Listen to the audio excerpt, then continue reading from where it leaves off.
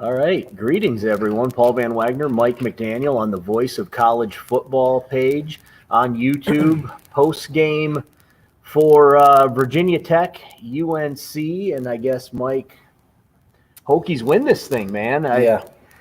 Did you pick them in the pregame show? I did. I did too. I did. Yep. That's why Andrew Alex isn't here. He's out doing push-ups. Yeah. Lower scoring than I thought. Yeah? Weird game. I thought the secondary played really well. I was surprised at Sam Howell, how much he struggled. Running game for North Carolina wasn't there like it was a year ago. Right. That was right. one of the keys to the game for the Hokies. I was surprised how it turned out. I'm losing my voice, but yeah. That's all right. Yeah. That's all right. You were in the stands, right? So I was in the press box. So they make us they hold us to apparently a higher standard. Yeah. The good news is I was sitting next to Big John McLaughlin and Luther Maddie. Yep. And so they were cheering a little bit, so I didn't feel too bad pumping my fist. I thought, you know what? If anybody's going to get in trouble, like they're not going to yell at John, right? So, right, yeah, exactly. UNC's offense. I mean, you know what? Here's the thing. I don't know that UNC's offense didn't look that great. I think Virginia Tech's defense just came out and stepped up. We just finished talking to Dax Hollifield, and he was like, "We knew that this was going to happen. Like they believed in themselves." For sure, they did. Front seven, I thought, was incredible. I mean, all the attention was on Barno, so I thought there was going to be an opportunity for Garbutt in this game, and he was outstanding. On the other side, defensive line. Overall, I was just surprised how the defensive line held up against a really good North Carolina offensive line, at least in the running game. I agree. Passing game, we figured that if Tech was able to rush with 4 consistently, that they'd give themselves a pretty good chance in the back end. I mean, I think a lot of people were expecting that, Virginia Tech's safety group was the group that was the most inexperienced, but I thought the corners held up well, as expected. But I mean, the story of the game was being able to get pressure with 4 on Howell. I mean, that was the story of the game. And then, being able to stop that zone running game, which killed Virginia Tech a year ago with, what North Carolina was able to do with Carter and Javonte Williams. So well, and Tywone Garbutt talked about it after the game too here in the post-game press conference, and he said, that last year was kind of an enigma, and the fact that they were able to come back and they were able to play and they were able to have their whole defense, and just kind of bring in that juice. And then he even said, he loves having Amari Barno out there because everybody looks at the 6'6" dude on the one side and they kind of ignore the little small defensive end. And he's wreaking havoc on the other side. You can't ignore him, man. Yeah, for sure. I mean, Garbutt mentioned that, in the post game. He was like, you know what, like, I'm good with Barno on the other side. It makes my job easier. And that was clear.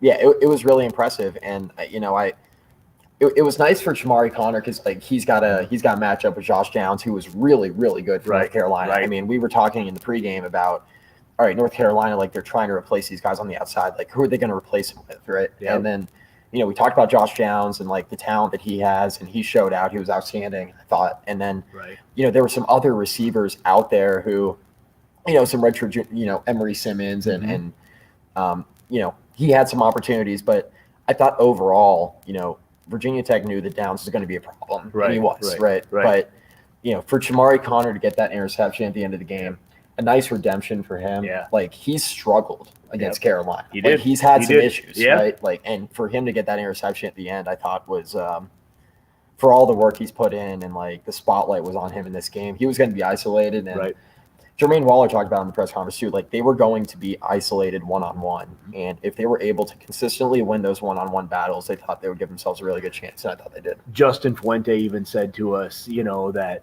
like he was a little bit disheartened. And so was Braxton Burmeister, that in the fourth quarter that they couldn't put Carolina away, right? But yet they kept rolling that defense out. A defense last year that gave up I don't know, Barber's in here. Mike Barber's in here. What did Virginia Tech give up last year on defense to Carolina? It was like 56-45 is the score. Yeah, 600 yards. 600 yards of So, like, I mean, for this defense to step up, and I mean, I know Carolina ended up, I think it was 300 and some yards on the game, but that's half of what they had last year. So it took them that 20-yard play right before half to get over the 100-yard mark. I mean, They were under 70 yards for most of the first half. Yeah. I mean, it was impressive. Yeah, and the fact that, you know, you look at the way Virginia Tech's offense kind of ran, and I don't even know if ran is the right word for it. It was, because they ran the ball a lot. But, you know, I mean, they were breaking the huddle late. They were taking their time. Justin Fuente even said that their goal, their plan was they wanted to keep Sam Howell off the field as much as they could, and they did a great job of it. I think total time of possession was something like 29 minutes. At one point, it was like 29 minutes to 11 minutes. I have the stat sheet here, and it makes for great video if I just sit here and look through the stat sheet. I'm just trying to find it. 34-59, so almost 35 to 25. You know, so I mean, you had 10 more minutes time of possession than North Carolina did. Now, look, at the end of the day, this isn't the end for North Carolina, right? No, I mean, this is a team that could easily still go 11-1. They'll be fine. Yeah, I mean, my biggest thing, the biggest takeaway for me with Carolina is like they got to find guys on the outside who can consistently win one-on-one outside of Josh Downs. Right. Like they don't have like a year ago they had De'Ami Brown, they had Daz Newsome. Like they don't have a second guy right now. Yeah, and maybe that's Bo Corrales, right, when he gets back. Maybe it's Bo Corrales. But like they got to find that guy, and like running the ball right now, like maybe, I mean, we're gonna find out soon if this was more North Carolina's offense or Virginia Tech's defense. Like we're gonna find that out soon, but like they got to run the ball a little bit better. Like that was not very good tonight. No, it wasn't. It wasn't, but I think it will get better. You know, it's funny because we did this earlier today, and there were a couple of people on the chat that were talking about, you know, everybody's discounting this UNC defensive or offensive line, and they're going to be good. And I don't know that they're not going to be good. You know, again, Dak said in the post game, he's like, I'll take my four guys, my front four over any front four in the nation. And I'm cool with that, man. Like I'll roll with these guys. So it may not be an indictment on North Carolina. It might just be, you know what, this Virginia Tech D-line is that good. Unfortunately for us, next week, we're probably not going to find out if they're that much better because, you know, I mean, Middle Tennessee is not a power team. But 2 weeks, right? 2 weeks. Got to go to Morgantown. Got to go to Morgantown. And, like, we'll know then. But, like, for sure. I'm looking at, I mean, Virginia Tech wins big games and openers, and they lay an egg. Like that's what they did. 2 years ago, Florida State. They showed up. Florida State didn't even look like they belonged on the field with Virginia Tech 2 years ago. But yeah, no, you're right. They do. They tend to wet their pants at a point when they're not supposed to. Now, with that being said, they'll probably be a 2 or 3 touchdown favorite next Saturday. But you got, you got to execute. You got to execute. And it's a tough spot for Tech too. You're coming off a huge win. West Virginia in 2 weeks, rivalry game, right? And now you got to face a Middle Tennessee State team. You just got to not look past Middle Tennessee, right? No, Justin Fuente preaches 1-0. Yeah, that's one right there. Let me see. Is there anything on this chat? Because we can pretty much wrap this up. There's not a whole lot to talk about. It was a hell of a game. Great atmosphere inside Lane Stadium.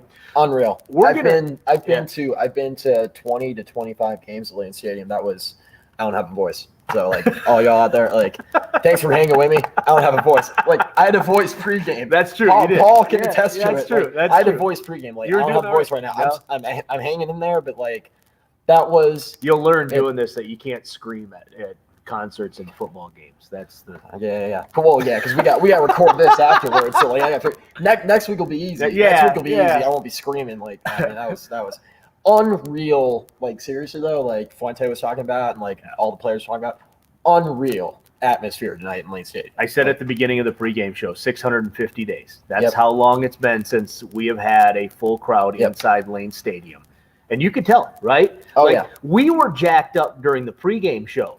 And there was I was shaking the table. Yeah, there was only 4 of us. Andrew had to tell me to stop shaking. Andrew was on with us yesterday. If you guys were on the 24-hour live stream, you saw Andrew. I mean, Andrew's like, Mike, you got to relax. I was jacked up in the pregame, and I thought Tech had a great chance. I didn't see the final score of 17-10. I'll tell you that. Really? I did not see that. I said 27-24. I thought a little bit more high score. 17, I thought would go under. 17-10 was surprising. So I ran into a couple guys in Hokie House while I was setting up, and they were like, we crushed the over. And I was like, oh, boys, that's a bad idea.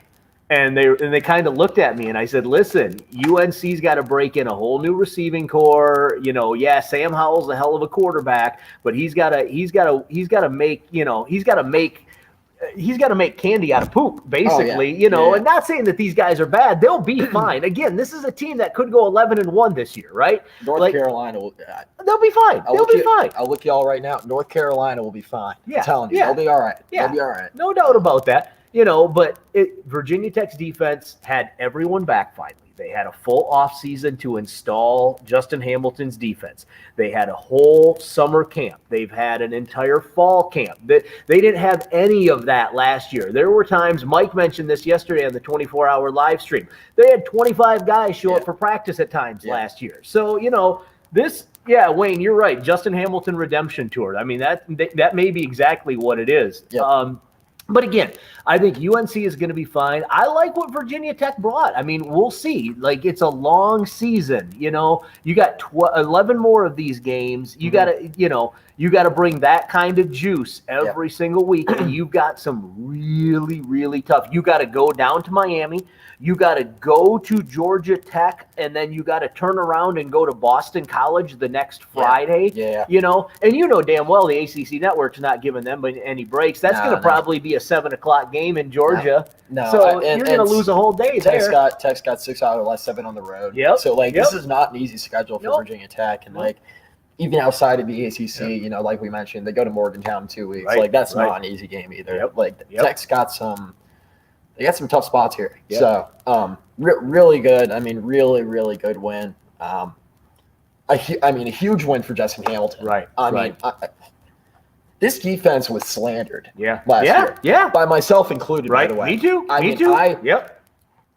I was hard on this defense last year. Questioned if Ham was the right choice. I questioned if Ham was the right choice, and he. I mean. Shows what I know. Right. I mean, hell of a game plan. Yep. They really got after Howell. I mean, Howell threw 3 pretty bad interceptions. Pretty bad. Yep. It wasn't went through the receiver's hand. He threw 3 bad picks. Yeah, the one to Dax Hollyfield. What are you doing? Right. The one at the very end. The one to Dax got tipped. Yeah. That got tipped. I think Garbutt might have even tipped that one. Yeah. So the one to Connor. Yeah. That was when you're spinning around, just chucking the ball up, praying. That's all. Unreal. Yeah. Yeah, Wayne, Blacksburg will be celebrating tonight. We're going to celebrate. This is it for us. We're going to get going. It's been a long day. Pre-game show next week will be on the main channel. Subscribe to the Virginia Tech channel. Yep. We'll be on from 11 to noon next Saturday, and then we'll have post-game after that here again from Middle Tennessee.